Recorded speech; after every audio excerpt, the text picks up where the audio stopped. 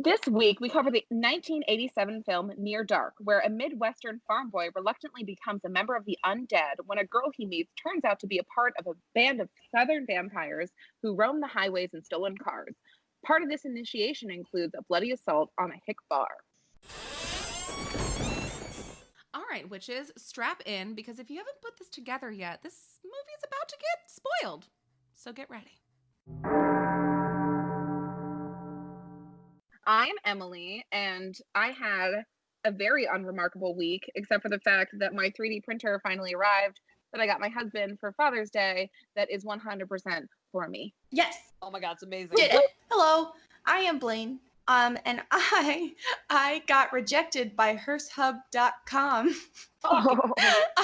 to be a sponsor for our podcast. They were very polite, but also there was a little bit of shade thrown. Yes.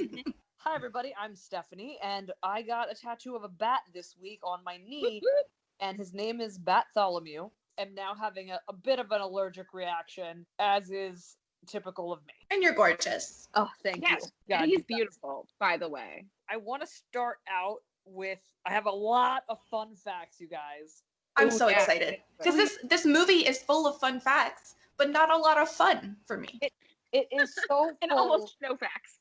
It is full of stuff, but I want to start out with a couple things here. So Kathryn Bigelow obviously is the director of this film. So she was married to James Cameron, who directed Terminator and Titanic. And then Kathryn Bigelow later directed Point Break, Strange Days, and recently-ish K-19, The Widowmaker. She wrote this movie with Eric Red, who wrote The Hitcher and Bad Moon. And they wanted to originally write a Western, but basically they were not able to sell a Western at that time. So they basically came up with a fucking vampire Western. They shot a majority of this movie in sequence, and she did that in essence to help the cast and crew stay true to the moment of their development as characters. I feel like it's a low bar. They're like, I don't trust that you'll keep consistent, so we're just gonna do it in order. The last thing I have, because of the opening of this, the opening landscape was filmed outside Phoenix in a small town named Coolidge. It's beautiful, the opening scene. It's very pretty. A late teenage boy is smoking in the bed of his pickup truck as the sun sets. And then we see him driving that pickup truck, driving through a rural town at night. And then so he pulls into a parking lot and starts fooling around with one of his small town buddies. And then another person shows up and he goes, oh my God, look at this. And it's a beautiful pixie cut blonde girl. She is eating some ice cream across the way. Blaine, she reminded me too. Oh my God, stop. No, listen. Oh my God, I can't handle that. Thank you so much, because holy shit. The guy driving the pickup truck in the beginning, he's like, oh man, look at that cute girl. So he walks over and he asks if he can have a bite of her ice cream, and she says, a bite? Oh God, I love this. Sir, there's COVID afoot. Coronavirus. Rocket pop. And also he says he's dying for a cone, and I was like, if you can stop right now. Right? This is the movie. It's done. It's the beginning. Coming with a very heavy hand. She's also like, P.S. I'm a vampire. Also, fun fact that I want to say right off the bat, not one point in this movie do they say the word vampire. Which I hate, but we'll get into. I know. Oh man. Her name is May, and she says she's visiting town with friends. And Caleb is like, oh, a boyfriend? And she's just like, no, friends. So then she asks for a lift home. As they're driving, she starts acting weird and asks him to stop the truck. And she says she has something to show him. What she has to show him is the night. Emily's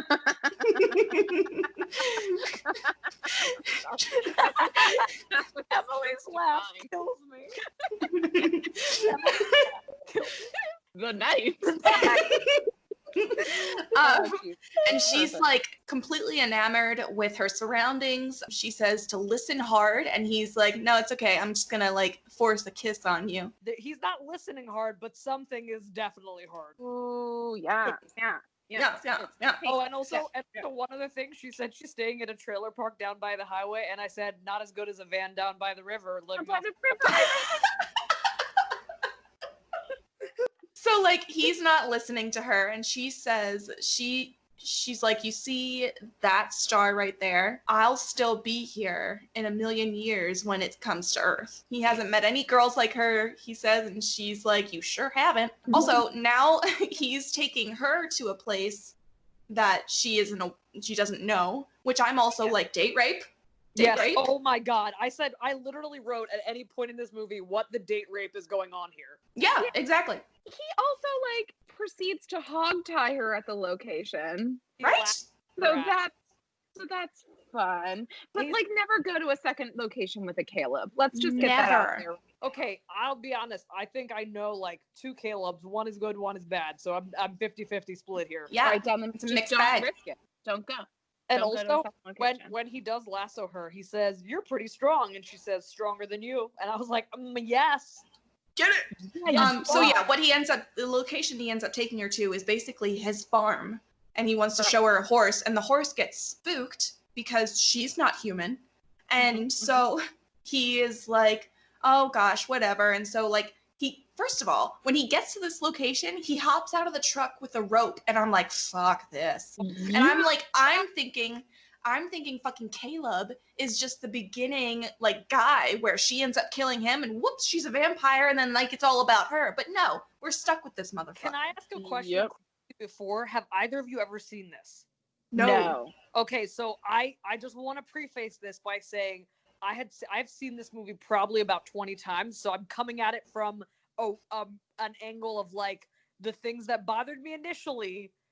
That's fantastic. Sort of. I love that. But okay, we need another perspective other than like us being like, what the fuck is going on?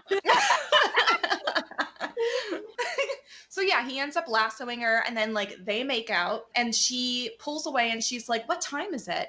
And she's like, you need to take me home. And he's resistant. As they're driving, she's panicking because the sky is getting lighter. He says he won't take her home. He stops the car, which also date rape. He stops the car and he says he won't take her home till she kisses him. And at that point, I was like, just fucking kill him. Just wipe this motherfucker out. 1987 is literally keeps fucking us in the ass with all this bullshit. Seriously. God damn. So let's unpack this scene a little bit if we may. Yeah. So first of all, she's like, this is our first introduction to this movie. Have no fucking concept of time, because like approximately 11 minutes has passed and it has gone from dusk till dawn, which is also a better movie. Her out of the bar at like 4:59 a.m. How did this happen? Right, and they showed him driving in the sunset to meet his friends, and his friends were immediately like, "Look at that woman," and they were like, he was like, "Bye, friends." That's how he talked, and so that is very jarring already, because the sun is coming up. Like we are very close to daybreak here. And then she's like, you need to get me the fuck home right now. And he's like, oh, I get it. Your pop will whoop ya, which he takes no issue with. He just mentions it as a point of the conversation. And she's just like, oh, just get me the fuck home. And then he stops the car and puts his keys like in his shirt. And it's like, you have to get them. No! And that's like, I'm like, May, god damn it. There would be no movie if you would just blast this motherfucker. Also, so he's like, oh, I'm not going anywhere until you kiss me. So she gives in, and they start kissing, they start making out, and then we all know this move. She goes to nuzzle his neck and she bites him. Here's another issue I have with this. We don't ever in this movie see any vampire teeth. No. There are no characteristics to indicate that she's a vampire. There's nothing. Like, also, we see those teeth, those beautiful caps. How you biting a neck like that? Yes. You have no incisors. You have no incisors. I have a fun fact here. I had read an article that was an interview with Kathryn Bigelow. When Kathryn Bigelow talked about this movie, that she said that specifically, we almost invented our own. We eliminated crosses, garlic, steaks, silver bullets, and tried to keep it understandable, as accessible as possible. It was the metaphor they were after with consequence of love and attraction, pretty grave consequences. And again, incidentally, the word vampire is never mentioned in the movie. So see, I can see why we all fucking hate that, because we love all of these things. Mm-hmm. I love that. I love making it your own and bringing in your own lore and everything like that. But god damn it, just give me something. Just like One tooth. So here's my thing. I appreciate the idea that you wanted to make a commentary about the effects of, what these whirlwind romances and whatever. A movie that did that very well is It Follows. Yes. That movie did it very well because they invented their own fucking thing. If you're gonna do a vampire movie that includes like 7% of the lore where like they can't be in sunlight, they drink blood, and that's pretty much the lore they follow, then you have to give me some backstory to this sect of vampires, because this was made in 1987. It's not like this was Nosferatu. They were walking in the footsteps that were laid out before them, and they deviated, which is fine, but then give me some lore that I can, no pun intended, sink my teeth into. Like, I want to know why that they, at some point, one straight up grabs the gun with a cross in the holster. I think too, when I think about this movie and I think about Kathryn Bigelow as a director, I think about the fact that the type of movie like Zero Dark 30, Point Break, she's making these highly consumable versions of movies that are in essence basic, but at the same time they're commercially successful. Now, this movie was not as commercially successful as a majority of her movies were, but it's just an interesting thing to think about the rest of her collection as a director when you think about this movie. It was budgeted $5 million estimated, and the worldwide gross was 3.4 roughly million. Right. So it was a bomb. Right. Yeah. So I mean, I think that makes a lot of sense, because even in 1987, anything less than 10 million for a movie is a very small budget. After the fact of, you guys talked about she bit him, and he chases her, which like literally every scene of anything that happens, I always think about your guys' reaction, obviously. But I do want to say I did smile when immediately after she left, his vehicle was fucked. And I serves him right. They didn't have a lot of budget, but the ways that they did certain things I thought was really clever. There's a fun fact, Caleb, the actor Caleb, who at this point he's bitten, his vehicle's fucked, he's trying to get home, he's walking through a field, and literally the sun comes up and he begins smoking. We're assuming that, he's beginning his transformation. So he actually had to wear a mobile smoke machine beneath his clothes. So basically he was wearing a fucking wearable fucking smoke bomb. And I love that shit where you learn like how they did a little sneak around to make things work. Like, didn't one of the people basically wear cigars under their clothes? Oh shit. They use the set and use the scenery as the money shot in effect, but it doesn't cost money. I'm not 100% sure about the cigar part. He does reach home. He's like smoking, and he's like melting, kind of. You can kind of feel like he's melting. And then you see this busted ass RV a la Breaking Bad hauling towards him. They grab his ass. Meanwhile, the only thing I'm thinking about as his face is melting is it's like, I don't know how they achieved this effect, but lube must have been involved. They put every movie, if there's not lube, what are they doing?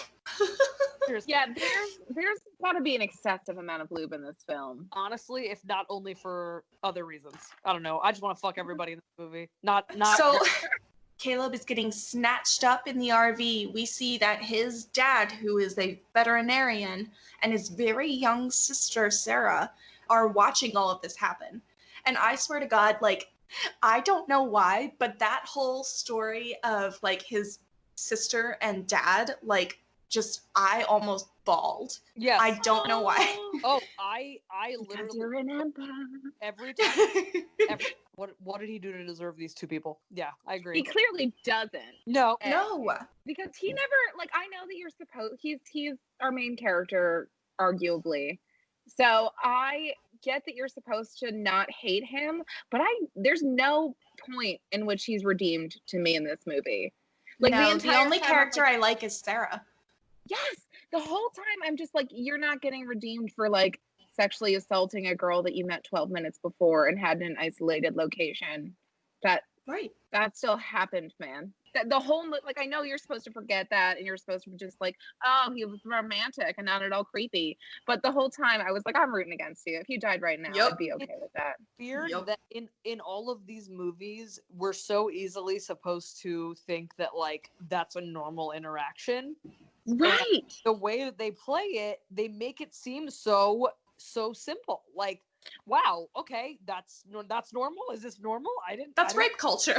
Well, the whole point of the movie is that she's the weird one. That he was the normal one in that scenario. Yeah. They snatch him up in the RV. You see Severin, who's played by Bill Paxton, and he says, "I'm going to separate your head from your shoulders." And basically, like, they want to fucking kill this guy.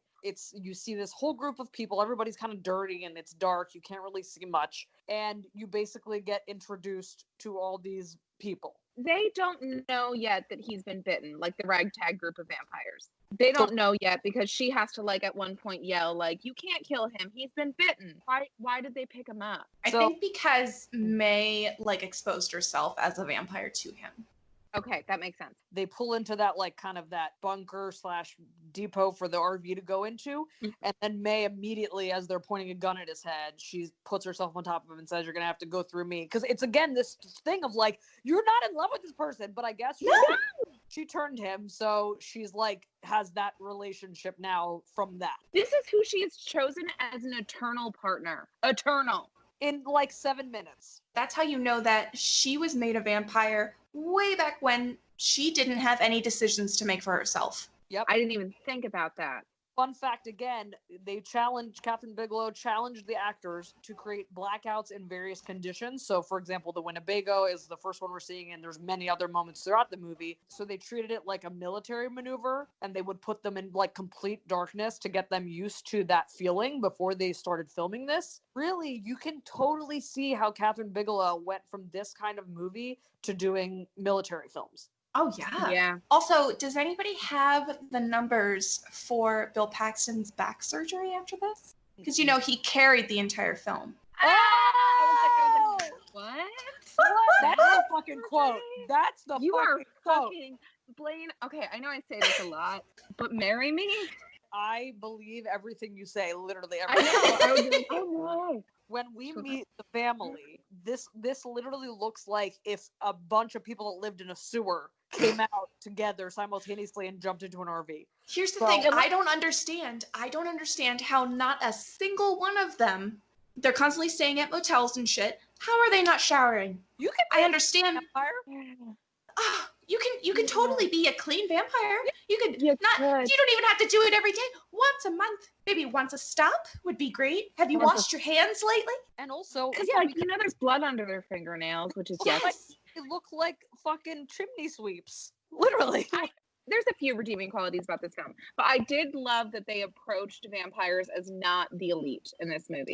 Yes, that was great. That they allotted this mythology of, like, not everyone that lives forever is going to find success. Some people are going to stay right where they fucking are. Do you know? Or dip lower, because I say right where they are because we find out that one was a soldier for the South and quote unquote we lost. Sort of feels like this idea of, like, these people are sort of a Bonnie and Clyde situation. They're just making it barely by. This the thing about this movie, Stephanie, is the moment it started, I knew exactly why you liked it. Because it had Stephanie written all over it in that it is very gritty, very just like dirty, and you're right in it, and it jumps right into the, the whole thing. Stephanie loves the 80s, so she was immediately wet.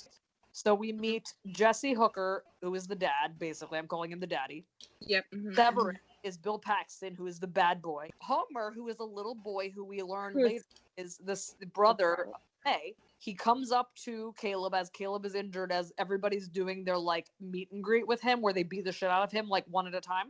And he says, "Mispronounce Homer, and you'll see what hurt feels like." And I'm like, sweetheart, like, nobody's going to mispronounce Homer. Severin is a really hard name. Right. The character, his name is Joshua John Miller. He played Homer. He's the half-brother of Jason Patric, who played Michael in The Lost Boys. Came out in 1987, so this movie had no fucking chance. This movie is a Costco Lost Boys. I wrote that all over my notes. And also, he played in Halloween 3 Season of the Witch. He was an actor. Oh, that's great. So I just thought that was kind of great. Also, this is where I wrote that Severin is the name of a delightful dessert. Severin goes to a used car lot and steals a vehicle. They set the RV on fire, and they're shooting guns. And I swear to God, I'll stop with the fun fact. All the guns in this film are shooting blanks, but prior to the film, Bigelow brought the cast to a gun range to let them experience weapons with live ammo and grow comfortable with the feel of it. Damn. She's amazing. So we meet their little ragtag bunch of misfits. And we also, Homer drops this really disturbing line that comes back a few times that's essentially like, "Do you have any idea what it feels like to be an old man in a little boy body?" Yeah. I hate it. I hate it so much. Dog ear that he's like 100. He's a fucking pedophile. Yep. Yeah, It's important to note that. Oh god. It gets real weird real quick. Oh god. And like gets real weird in the sense that that's like the apex of the movie, which by the way happens like 15 minutes before the end of it. Oh, so apexes, yes, for sure.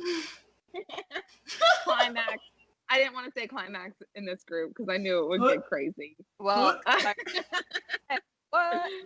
So they go full yeehaw, burn up the Breaking Bad trailer, and then steal that car, which was I think was 1995, which how much it was, which is just disgusting. And Caleb is like, Caleb just fucking everything whooshes way over his head. They're all like, hey, welcome to our vampire gang. We're all I mean, they don't say the word vampire, but it's pretty clear. And then they walk off on their own, and Caleb's like, I like you a lot, I really do, but I don't know what's going on. I gotta get home. And it's like, bitch, they just explained it to you. First of all, they kidnapped you. Why the fuck do you think that you just get to be like, this has been nice, and this has been a great second date, but I think I'm gonna head on home.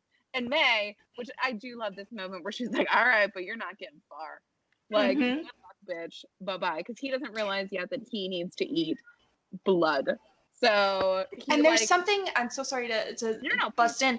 There's something about May's quiet intelligence, which I think is supposed to, thank you. But I think that's supposed to symbolize what women are supposed to be. They're supposed to be quiet. They're supposed to be smart, but not too smart, and sit in the corner and do whatever is needed of them. And May perfectly exemplifies that. Because she's much stronger than everybody else. She knows a lot more than a lot of them. And she always seems to be one step ahead.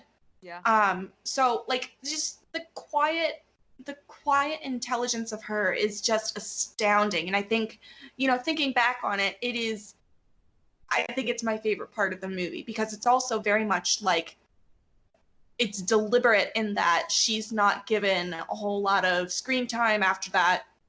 Yeah. And, this entire time she knows exactly what's going to happen. I can't wait till we get into Diamondback, because we have two unique but they are very essential female archetypes.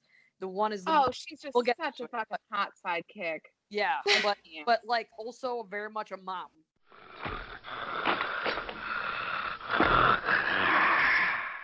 Hello ghouls, this is Stephanie, here today to tell you about another awesome shop. I want to tell you about Jad is Rad. So Jad is Rad, you can visit them on jadisrad.com, JADISRAD.com. They have an incredible selection of horror t-shirts. They Live, Scream, Halloween, Dead Alive, Friday the 13th, Lost Boys, Texas Chainsaw Massacre, and so much more. I recently placed an order for a couple crop tops. It's really hard to find horror crop tops, and I love them.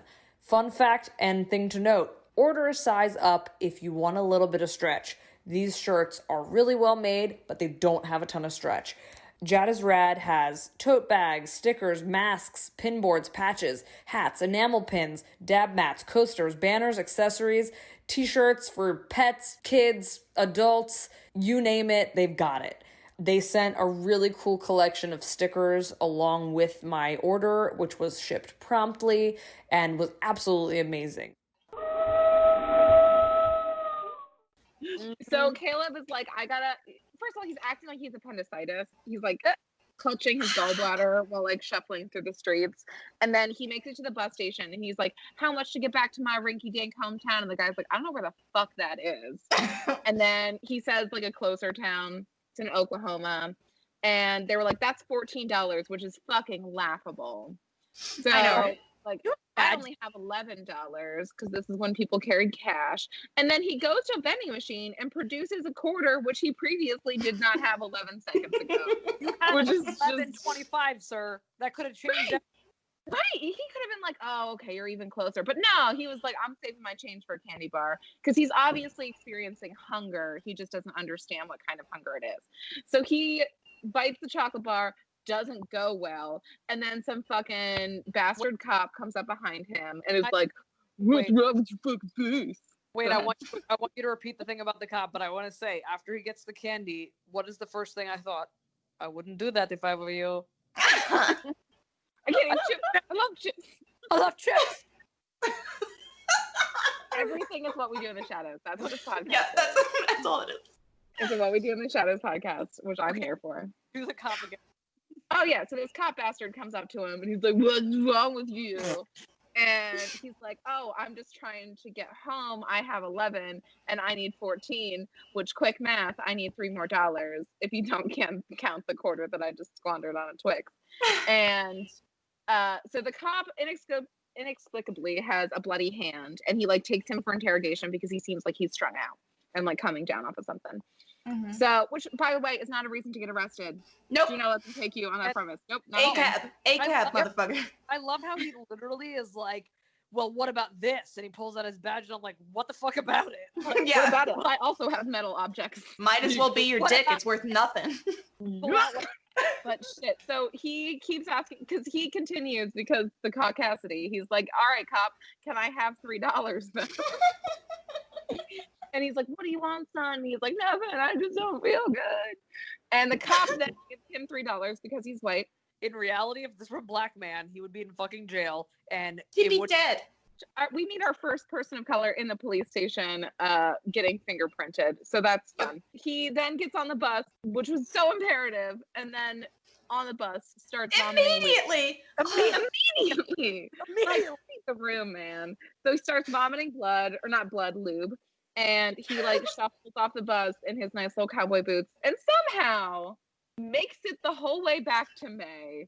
Listen, I don't Well, get it. Was this had to have been 30 seconds after he was on the bus. He was immediately like, nope. Like, he is walking around like a drunk 5-year-old.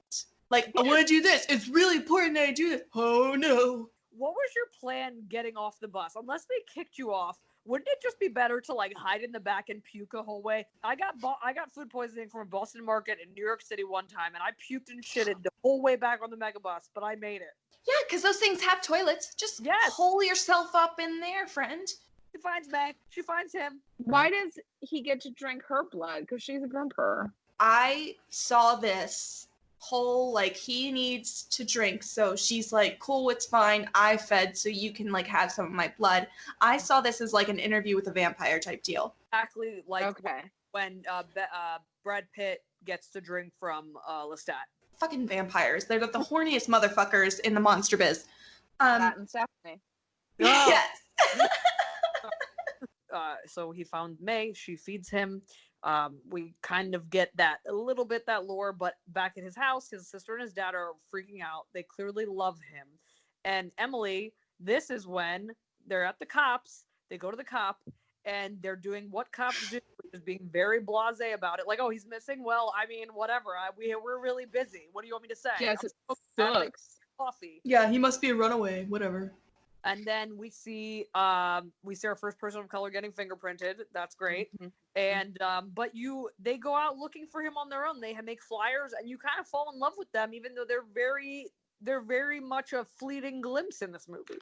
They're like at a gas station showing a photo, and they're just obviously having the like, have you seen this man conversation? And like he brings his daughter, which is heartbreaking in a lot of senses. Because when I first saw this, I'm not gonna lie, I was like, why the fuck would you bring your daughter? Yep. She's a bad along? And then I thought, well, the mom's clearly not in the picture. Like, what else is he supposed to do? Yeah. Well, and also, like, though, you can't leave her at home after a kidnapping. Exactly. But also, I found that relationship interesting because there's no mom in the picture and she is the only woman in the family. She's automatically taking that role on. These people have had a hard time. Maybe the mom died. Maybe she left. But the fact that it's just not brought up, like, you see the bond between the dad and the daughter as very special and loving. But, and I mean, Caleb's trying to call them and they're not answering because they're going out looking for him. What a bitch. He's like, they didn't answer because it's 1984 or 7 or whatever. And people don't have answering machines yet. So they must just wait at home by the phone for me. Go fuck yourself, man. They had beepers, right? Beepers. Caleb ends up frustratingly throwing himself throughout the streets, just like, just being a total fucking teenager. Like, what is life? My life sucks so much. I want a game. And so, like, May ends up, like, catching up to him. And she's like, you need to suck it the fuck up and you need to learn how to kill for yourself and then you won't feel like shit. And he doesn't give a fuck. So then we have a couple sequences where we're cutting to the other vampires in the family and seeing how they do this. Because she's explaining, May is explaining to Caleb, like, don't think of it as killing. Like, think of it as, like, survival. Like, this is something you have to do. And just like animals, like, you have to get creative about it. You have to come up with a strategy. So then we cut to Homer, the little tiny grandpa child, and and he is playing dead on the side of the road, making it look like he fell off his bike. And we see an older guy. He pulls up and he's like, oh man, this tiny grandpa child, I must attend to him. So he goes over, and just as he bends over to like check on Homer, Homer like leaps on him. Very much that of Salem's Lot. We assume sucks him dry. And then we cut to Bill Paxton, Severin. He is playing hitchhiker on the side of the road, and two beautiful black women pull up, and he's like, I would love to like get you girls a drink. And so we assume that he preys upon them. So also another thing I want to touch on, they are two of three black people we have seen so far in this movie, and they are also victims. Yep. I want to say one thing also, first and foremost. Emily and Blaine just Emily has picked up hitchhikers. I don't know about Blaine. Have you picked up hitchhikers? No, God, no. Emily has picked up hitchhiker. Don't pick up hitchhikers ever. Never, ever. That's how I passed math, okay? I know. But could have done it. I believe in you. So then we cut to the mom and dad, which is Diamondback and Jesse, and they are driving along the road, and they pick up a hitchhiker. And as the hitchhiker gets in the car, the hitchhiker's friend pulls up on the driver's side with a gun, and they say this is a stick-up, and Jesse and Diamondback are like, oh boy, dinner is served. So then we cut back to May and Caleb, and they are with a trucker. It is a fantastic black man. He's describing how to do all these fun things in the truck. And so Caleb is clearly horny for this guy's blood. Mm-hmm. But he doesn't have the stones to kill him. He ends up playing sick, and they pull over. He falls out of the truck like he's, groaning or whatever. The driver comes over, and while he checks on him and like he sees he's okay, he like makes fun of him, like, well, can't drink and drive. Right. And so May ends up like having to kill this guy for Caleb. Well, she doesn't kill him for him. She ends up drinking from the truck driver, and then Caleb ends up drinking from her. So what was really interesting about that scene was it was a shot where they were next to these oil rigs. Kathryn Bigelow does have this really interesting Americana vision that's happening this whole time. And that scene of like she's drinking the guy, they're next to these oil rigs, and there's like the flat plains, and then Caleb is drinking from her, and she says, you can't drink too much or I'll die. And he just leans back and smiles like a baby that just drank all the fucking milk. I wish the whole movie was about the truck driver, which, by the way, he is credited as Cajun truck driver, which is great. Yeah, but his name is Roger Aaron Brown. That's the actor's name. So I'm going to be calling him Roger. Hey, but Roger. He has the best moment in the movie, in my opinion, where he's like, y'all running away from home. And then they're just kind of silent. And he goes, that's okay. Sometimes home isn't a great place to be. Yeah. And like that level of compassion from someone who often picks up hitchhikers. Yeah. Like I want that movie. We pan back to Caleb's family. His little sister is crying in a diner, as I often do when I'm finished eating. Yep. Same. And they get on the phone. His dad calls and they hear he tried to catch a bus. And obviously they didn't hear that the cop was like, you want to suck my dick for $3? Because I'll take that. Vampire family is upset that Caleb is feeding from May. So Jesse's like, you need to make your fucking kill tonight. If you don't, you're fucked. The cinematography of the next moment they're climbing up the hill is very Lost Boys. Oh my God. And it all made sense that these two came out at the same time and like with similar like related characters and whatnot. Oh my God. This next scene, I think there are two really critical moments in the movie, and this next scene is critical Stephanie, so how do you feel watching, like, do you feel like it's obviously not an homage, but like, is that a positive or a negative, I guess, to see that imagery over and over again? Literally do not even think of these movies as on the same plane of existence. Really? Like, I think of Lost Boys, the development of the characters and the way the even just the imagery. This to me, this movie is basically a person that is really adept at shooting things that are like music video style pretty. Mm-hmm. And really like interesting in that way. But what was great about Lost Boys was you become extremely invested in these characters. Here, you're somewhat invested, but anybody could die at any moment, and would we cry? Except for the little girl, probably not. The first song playing is "Naughty Naughty" by John Parr, and I really liked the soundtrack to this movie. I feel like it fit really well with all the different moments they had. Some of it was a little bit stupid, but some of it was really on point. So Naughty Naughty by John Parr is playing, sort of this like fucking a little bit of a Pulp Fiction sounding soundtrack. And this is a really classic scene where they invade this isolated bar, and Severin walks in saying, "Well, I'll be goddamn shit kicker." And he basically delights in terrifying and insulting and slaughtering the patrons, but it's all done so slowly that it's like painful.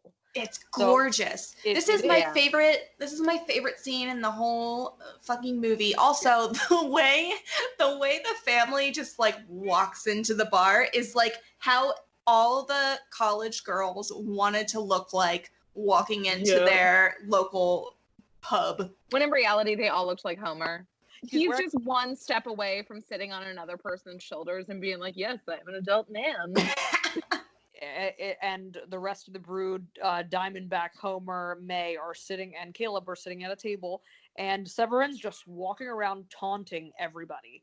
And the waitress come over to Jesse, and she's bringing him a beer, and he says, "Just leave the glass." And she says, "You don't want the beer?" Now, here is the moment where, look, Jesse is, I would say, in the level of attractiveness, probably akin to, like, if I were to say I were extremely attracted to, like, Jesse Eisenberg. Which I am extremely attracted to Jesse Eisenberg. God damn it. He's a nice Jewish boy, and I don't want to hear it. And he is kind of flirting with this waitress, and like he's so creepy. Gets so close to her so quickly. And to me, that felt a little bit like a bit of a glamour them a little bit. Like they kind of like that attractiveness that somehow they have inexplicable attractiveness, because she really just like sat on his lap in 2 seconds. And then Diamondback, I love this because she clearly gets a little jealous that Jesse's hitting on this lady. Immediately comes up with a fucking switchblade behind her and slits her fucking throat. They drain her with that beer glass. Nobody screams. Nobody freaks out. So quiet, except for the music. The next song is called Morse Code. It's performed by Jules Holland. And the dialogue and the jovialness from Severin is so disconcerting and wonderful simultaneously. Severin is kind of choking this one bar patron out, but he ends up fucking breaking his neck, and you hear every sound of it. And he says, "I hate when they have been shaved," and then he drinks him. Then he says, "Finger licking good." He's so fantastic. Like, I can't get over it. His back is really hurting right now, Blaine. I never get over how much I will always believe everything you ever say. I will never not believe it. And the next song, as he says "finger looking good," is "Fever" by The Cramps. Oh. Give me fever. Dun, dun, dun. And imagine that as like people are being fucking murdered. May wipes the blood away from her lips because she just drank from that cup. And she moves up to the one young cowboy next to the pool table, still holding a fucking pool stick. He's committed, man. He's not going down. Is anybody gonna play? I mean, I'm close to winning. And she asked him to dance. He was playing with himself. What the fuck? Like, hey, if the other guy aren't they all? So the way she asked him to dance is so what you guys are saying. There's this weird quietness to her that you feel normal no matter what she's doing. Like, it's so creepy, but it doesn't feel out of place. Caleb ends up getting shot by the fucking bartender in the fucking gut with a shotgun. Severin literally slashes the barman with his spurs. It's beautiful. That's my favorite kill of the entire movie. It's a really weird, horrific, kind of gross, entertaining situation. And Caleb is a bitch. He still doesn't want to kill people, which, like, get over it. You're a vampire now. She fucking hands him to him on a silver platter. And then he's like, I guess I'm gonna murder now. And, like, slowly saunters over to him. And he, like, immediately escapes out the window, because duh. Yes. He does pursue him, which I will say I did not even expect that. Sorry, wine's happening. I didn't expect him to even go after him. I honestly thought what we were going to cut to was him, like, hiding under the car and being like, yeah, that guy was super tasty. Yum, human. But he catches up to him and he's about to kill him, and the guy just looks at him and goes, man, please. And that's all he has to say, which, right. May asked you to take her home, please, and you didn't fucking do it. So where's that empathy now, bitch? Yeah, white dude. That's where it is. Right. No, yeah, and you are absolutely right. The other vampires see that he let him go, and they're just like, oh, you pussy. And they're like, the police are now going to be coming for us in this fucking car because they've seen us. And is this the first time we see them sunproofing yes, a vehicle? Mm-hmm. I think so. So they start, like, putting up, like, tinfoil, and, like, I'm assuming, like, it looks almost like those safety blankets you get after a fire. Yeah. You know, universal experiences. You know, after you've been traumatized, the police hand you some tinfoil to warm yourself. And then they're, like, spray painting the windows of the van because obviously Jay is breaking, and they're, like, fucking getting out of there as fast as they can. And then they go to a bungalow. It's, like, the weirdest motel bungalow situation. I didn't even understand really entirely what was happening. Maybe it's an 80s thing. Fun fact, right after the massacre at the bar, when the guy's running away from Caleb, they pass a big billboard that says, because clean hay pays. And if you look at the right-hand corner of that billboard, the words Bill and Louise are spray painted in black. And that is referring to Bill Paxton and his wife Louise, who just got married. So they did that as a little homage. So they're just being married. That was really cute. That actually is really cute. Oh. There we go. Another point for this film. The owner of the bungalow establishment is like, haven't I seen you here before? Like, years and years back. And he kind of, like, shrugs it off, saying, oh, yeah, I come here every 50 years and rent a bungalow. Like, you fucking idiot.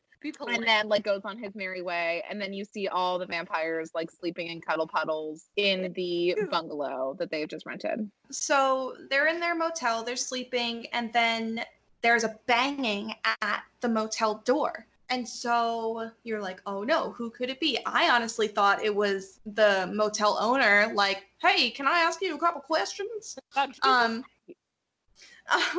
And so it turns out it's the police on the other side, and the little boy who got away last night has tipped them off that there are these killers hiding out in the motel.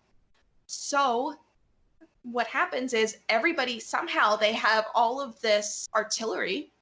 I don't know where it came from, but they're all loading up and they're ready to just, like, shoot. And at this point, I'm like, but wait a minute, like, they'll die if they're in sunlight because we've seen them smoking in sunlight.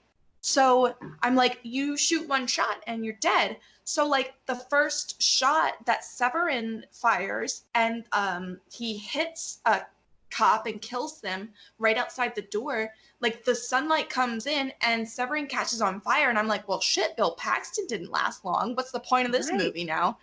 No. So it turns out the sun will set you on fire, but as soon as you're back in the shade, you'll heal. So it takes a little more than just, like, lighting on fire to kill a vampire, which is fantastic. Works out really well for them, honestly. No cons. Yes. No cons here. So after a brilliant back and forth of just a lot of angles and shooting and yelling, Caleb ends up being like, no, I'll go outside and I'll get the van. So he covers himself in a blanket and he runs outside. I think he sustains a couple shots, gets in the van, which is, like, partially blacked out. So he's still getting some burns as he's driving. And I know exactly the cigar thing you were talking about. I have it. Oh, good. Okay. Go ahead. It is that actually the special, so they had to find creative ways to do the vampire burn up scenes. So the special effects artist Gordon Smith made prosthetic makeup, which was tubes on the faces that were connected to a device that smoked tobacco under pressure. Jesus. And it was All of them came out addicted to tobacco. Fuck yeah. Yep. Carried on a harness, and they had a valve to shut off the system if they got nauseous. So basically, that was probably the thing about the cigars thing you're thinking about, is that they hid these fucking tubes of tobacco. And wow, what a really thoughtful and very addictive way to do this. Yes, exactly. So Caleb gets the van, he barrels it right through the motel, and then he gets everybody in the van so that they can drive off. It is because of this save that now the family approves of Caleb. Mm-hmm. And so now it's just this was so cringe to me because it felt so forced. But now each member of the family is showing their approval. And Caleb's the one who got them in that situation in the fucking first place. He wouldn't have had to save you all if he would have just killed that guy. That's like you punching me and then being like, but you know what? I love you. Here's an ice pack. Everybody approves of Caleb now. And Bill ends up giving Caleb his spur from his boot, which I feel like is a little bit cart before the horse. Yeah, this fucking kid can't even feed himself yet. And you're you're one of us. So this is when we find out that Jesse fought in the Civil War, so he's a fucking Klansman. I love Diamondback. She gets no fucking play in this movie, and she deserves none. Her hair is fucking fire. Madonna is jealous. Madonna. We have the handing off of the spur, which we've seen in earlier scenes. That was a lot of the word "seen" in the same sentence. But that's his mode of choice for murder. So it seems like that's a really big deal. So then they go back to a hotel, or a motel rather. I said Holiday Inn. Oh yeah, Holiday Inn, Holiday Deluxe. May and Caleb were this is a really good time to have a little romantic walk together and just lay under the stars, because apparently this undoes him having to feed from her, even in her mind. I don't get it, man. I don't get it. And also, is he not starving at this point? Yeah. I feel that was another issue that was with this. But anyway, the other vampires are staying in, playing a game of poker, presumably, and they're a bunch of filthy cheats. Surprise. And we have Homer at one point leave to smoke a cigarette, which is stupid because they're all smoking cigarettes inside anyway. Yeah. I don't get it. Why? I want to know the workaround here to have an 8-year-old smoking a goddamn cigarette. I'm hoping to God that he smoked a real cigarette. And then he hears a commotion and just has to go investigate. Who do we find but Caleb's little sister, Sarah, buying a Coca-Cola. And he is enamored by her, which means he's a fucking pedophile. So this disturbed me, because when I saw this, I was like, no, this isn't where you're going. This can't be where you're going. Eat her, that's fine, but don't try to make her your child bride. But guess where they go with it. It's such a weird, it is a weird moment, because you do know that he is an old man. He's an old man and who has complained about being an old man trapped in a young person's body. So he's fully aware. It's so weird. And then she gives him some sass, which apparently is a turn on to this old man, which is great. God. And then he's like, oh, we'll come back to my room. We can watch cartoons. And she's like, what's on, you idiot? And he's like, whatever you want, baby. Ew, and I hate that shit. It's oh my God. Disgusting. And they're already holding hands the way he whips her into the room.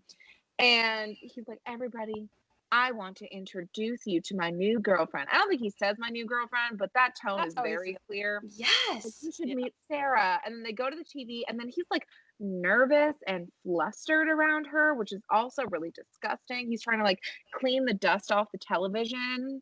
And then fucking Diamondback MVP is like, hey baby, what room are you staying here in? Who's with you? What's going on? Who's gonna miss you when you inexplicably go missing in about 20 minutes? Because mom does what she's got to do. This girl clearly has some wherewithal, and she does not at some point think these people be crazy. She's a child, and she's not so much a cartoon. No stranger danger. No, not at all. I mean, again, 1987. That's true. So she's like, there's nothing good on TV. I'm going to leave, which is her breaking point. And as she goes to leave, who comes in the door but her vampire brother? So they like share a lovely embrace. And she's like, oh my God, we're here like looking for you, idiot. And we have like a really nice little moment where Jesse is like, oh, fucking family reunion. Like, how fucking peachy. The only thing is, there's a really good line that Severance comes in. She says, "You people sure stay up late," and he says, "We keep odd hours." Oh, that's a good one. That's Which a good is a good point too, because she notes that it's late at night. We see that whenever Diamondback is like, hey, which room are you in? Who are you with? And he's like, oh, it's just me and my dad in room 3. We see that Severance sneaks out to go get her dad. Catch that. And that's who, like, he ends up bringing him back. They were gonna like, the dad's now there and shocked to see his son and daughter reunited. And then it gets even weirder where we have her, like, crying over the idea of losing Sarah, who he has met, like, 2 minutes prior. For people that live forever, they sure do make attachments very quickly. Yeah. Like, he's weeping, like, no, she belongs to me. She's mine, which is disgusting. And the dad whips out a gun and he's like, this will solve all of our problems. And Caleb's just like, it won't do anything. He's like, what the fuck do you mean it won't do anything? And then he pulls a baller move and does actually shoot Jesse right in the chest. Mm-hmm. And then Jesse regurgitates the bullet, which he was shot in the chest. Doesn't make sense. And then puts it in the shirt pocket of the father. Because realistically, that bullet also would have gone right through him. And then they run out of there. And Caleb, like, gets an army blanket on top of him and runs into the bed of the truck. And the dad has this really pure moment of, like, we're going to get you to a hospital. It's going to be okay. It's going to be okay. And Caleb's like, to the hospital, fix this. And then, like, puts his hand on it. And it starts smoldering. Which is, like, just straight up traumatizing your sister. Like, mindful that there's a child in the car. Can I say one thing? When the sister escapes as they're running out, as Caleb and dad and sis are running out, the like kind of the glimpse of the dawn comes in, and the way that all the vampires like scatter like a bunch of fucking spooked cats is so funny. It's so funny. It's so funny.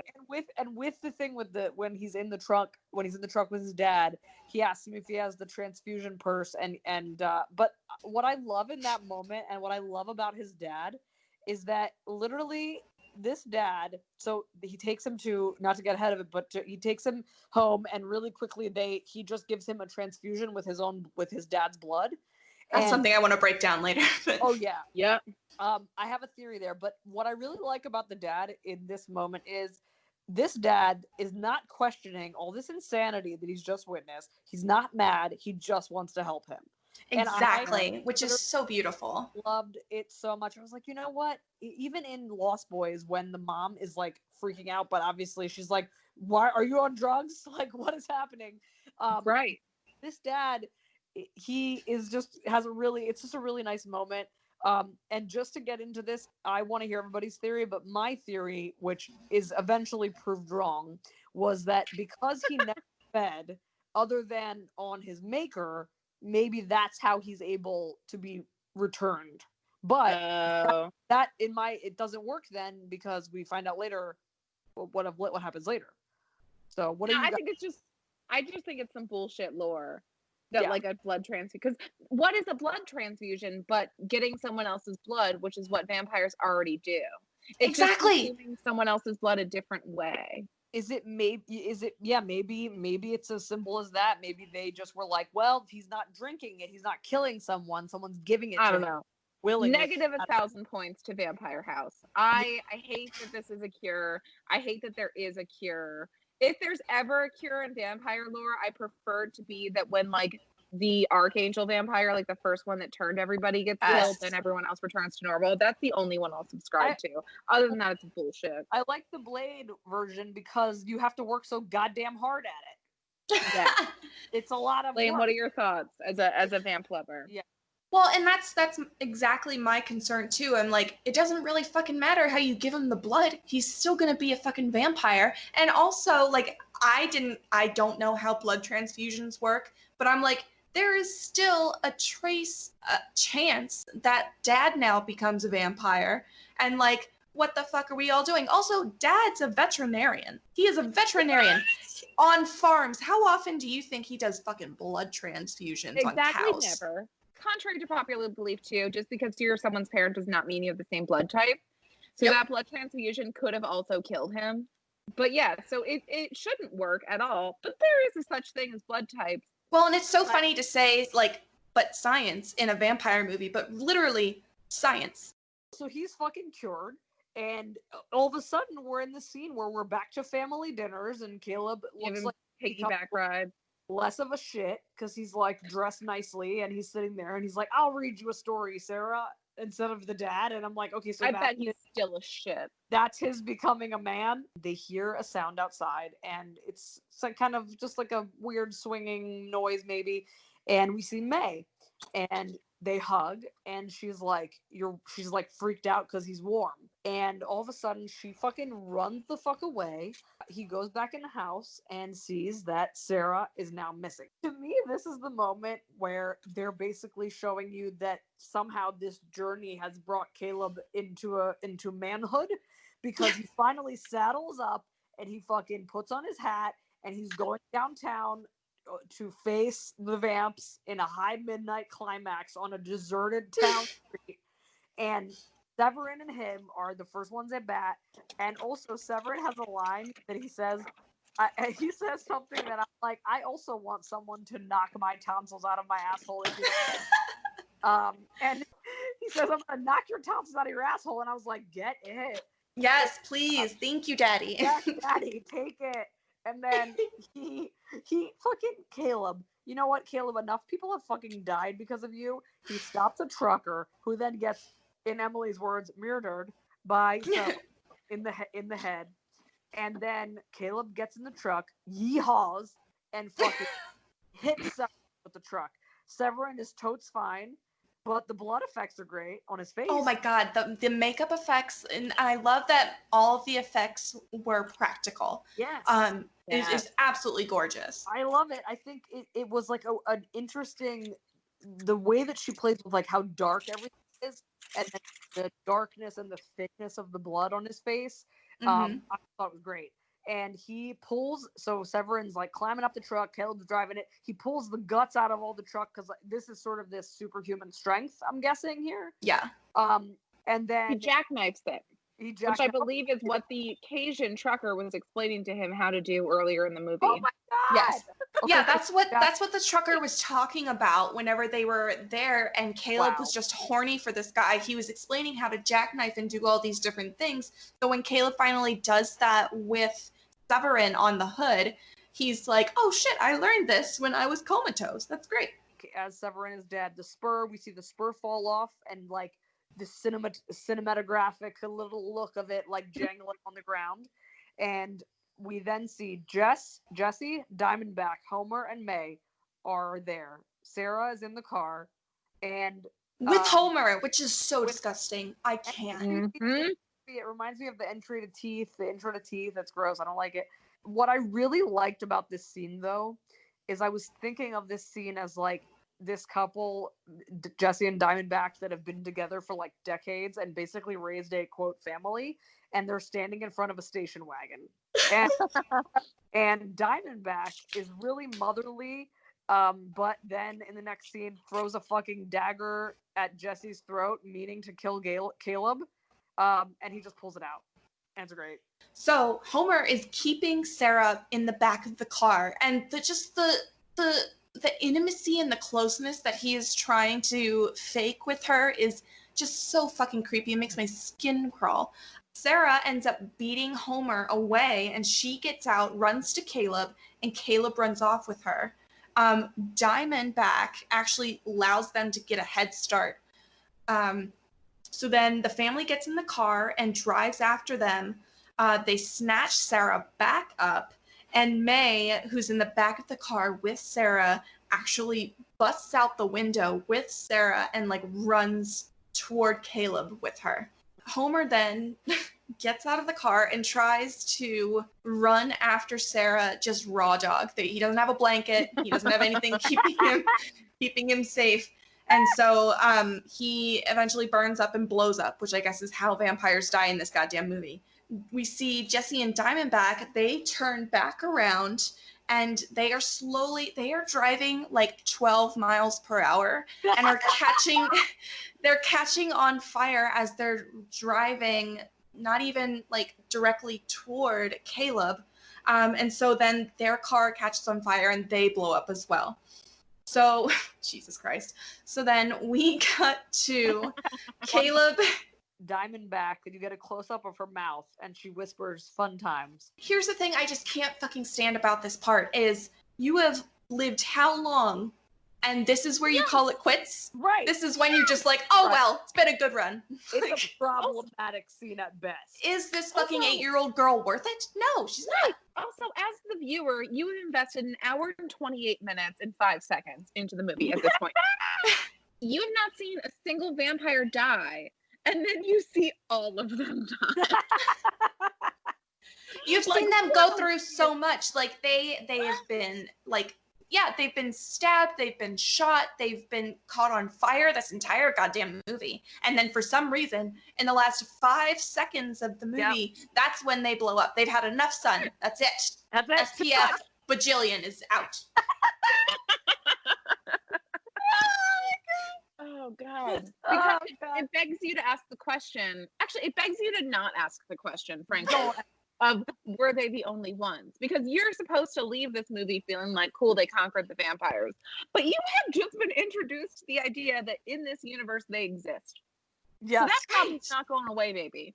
And these bitches are sloppy. They are not the only ones. Right. They themselves have created a buttload. And there's no doubt that the assholes who came before them, especially fucking Homer, created a bajillion more. We see that May is in the barn that Caleb was once in for his transfusion, and he whips open the barn door and she's like, oh no, sunlight. And guess what? She got a transfusion too. Everybody's the same blood type up in this bitch. So she's like, oh no, I don't know what to do. And he's like, oh, don't worry, you'll learn. Also, she was transfused against like no consent. No consent. And then they embrace, and that's just the end. That's the end of the movie. Thank you so much. Very conflicting. And you see this smile again that he had before when he was drinking her blood. And it's almost like, is he proud of himself for being this fucking knight of her story? But May is literally, put yourself in her shoes. This girl just saved his sister's life and paid the price of her whole family being fucking killed. And she got turned out. She's not a vampire anymore without her knowledge. What if she fucking liked it? Exactly. How long? She's been alive for how long? And now she just has to be mortal with this fucking yeast infection, and life is over. And it's not like they can turn her back. Like, they have killed all the other vampires they know. Right. So, like, it's not like they have the option to be like, oh, just go get bitten again. Maybe her plan was to turn him back to a vampire, and she just passed out first. At this point, she has no one but him anymore. And the control she had in the movie was just taken away from her. Yep. And the last line of this movie is, don't be afraid, it's just the sun. So what is the litmus? I'm going to say Spurs.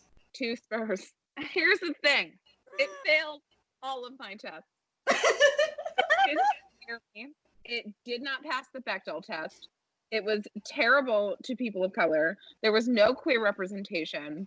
The writing seemed very sloppy. The cast only signed on to do this movie because they were already doing Aliens. There was no lore, which is like my favorite fucking thing. The only redeeming quality is that they show vampires in a different light other than the elite, but I would rather watch The Lost Boys for that. So I had already intended on giving it 2 Spurs as well. 1 for May and 1 for Bill Paxton. And that's it. Like, I have nothing left to give. This movie was This movie was sloppy. It was boring. I was bored. And I just feel like with that cast, with that director, there was so much more potential. Also, Jesse, whatever his real name is, was a total dick to Kathryn Bigelow. He was like, you're not going to make it on this after like 5 days of shooting. And like, she obviously stuck it out because it was her fucking movie. So I'm done. I don't have any patience for anybody except Bill Paxton. R.I.P. It's fine. I'm done. Okay, so I'm so sorry, Stephanie. I'm sorry. I love you. Okay, so I am giving this movie an 8. Okay. The reasons I have are the following. Bold. I agree on all the issues. I agree. But as Blaine said, I have a type. And Yes. what I love is this movie, for Kathryn Bigelow doing this movie to speak about the fucking actor that played Jesse. In later on in his life, he actually said that out of all the movies he ever did, this was his favorite movie he worked on, which is very interesting. He's just a prick. He seems like a prick, honestly. Kathryn Bigelow goes through all these points as fast as she fucking can to present them as part of this world. So she helped develop J.J. Abrams' style, which is like you have your actors play at complete full conviction, and that is what kind of helps you get through all these fucking plot holes. But when you think about like John Carpenter movies, a lot of his movies also move fast for us to worry about plot holes. There's a lot of shit in even a lot of my other favorite movies, like The Thing, that we're just like, what the fuck? Like, but yeah. And to me, this ending fell very short. It did. It really, they ramped up this whole thing slowly with all these drawn out scenes of certain things, but then the ending, like, okay, fucking blow everything up. But what I appreciate about what she did is she worked really well with the cheap nature of the sets, the settings. It felt like a vampire Americana. So it's about confronting death. And in this movie, I think that's the thing that was really a trend throughout the whole movie. And the ending is also a beginning. I don't know. God damn it. I fucking love this movie. I don't know why. Movies that I watched since starting this podcast, I watched so much more critically. 10 months ago, would I have enjoyed it in a different light, you know? Thank you, ladies. I love you. Black Lives Matter. Protect trans kids. Yes.